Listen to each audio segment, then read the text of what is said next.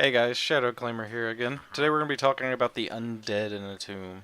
So during the day, these bandits prowl, but at night, as you can see here, the night belongs to the Undead. The Undead and the bandits will fight, which means when the Undead first spawn, they will slowly overwhelm the survivors of the day. And then in daytime, the same thing will happen. Bandits will fight the Undead, and the Undead will burn to death. The archers tend to have the best luck against the undead for obvious reasons, but what do you say we add something tricky here? These are wraiths.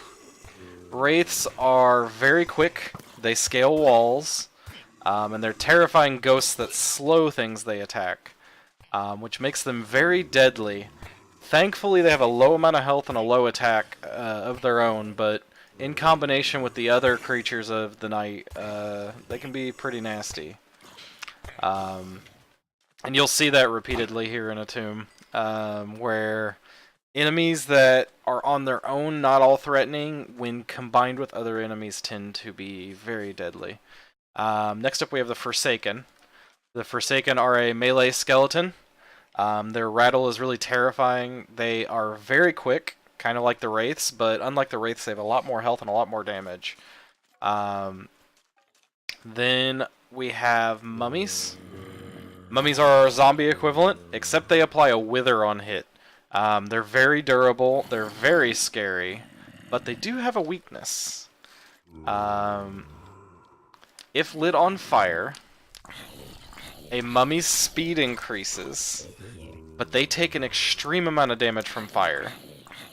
So fire-based weapons, or even a flint and steel, can actually be a godsend here in Atum when you're dealing with these guys.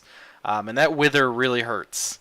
So be careful, because unlike the rest of the enemies where you can slowly negate some of their damage with armor, mummies you're not so lucky. That wither chews right through it. And then last but not least is the terrifying Bone Storm. Bone Storms are based on the Blaze model. But let's spawn a bandit, shall we? Let's give them some target practice. Bone storms fly high in the air and unleash a barrage of bones at their target. And they have an extremely high tracking and attack range. So at night they're very scary because you will hear the rattle of bones flying by your head. But you won't know where it's coming from necessarily. I've been sniped off walls while doing construction so many times by these guys at night. If you're not paying attention, they're very deadly.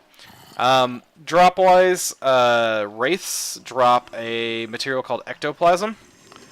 Ectoplasm can be brewed into experience potions, or it can be cooked into slime balls.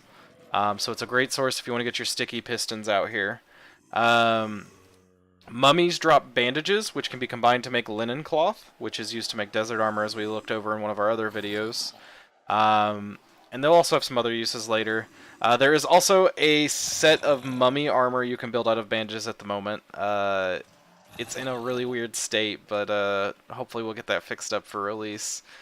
Both Bone Storms and Forsaken drop Dusty Bones, which function very similar to Overworld Bones, but they also serve the benefit of being used to tame desert wolves, which we'll get into in another video.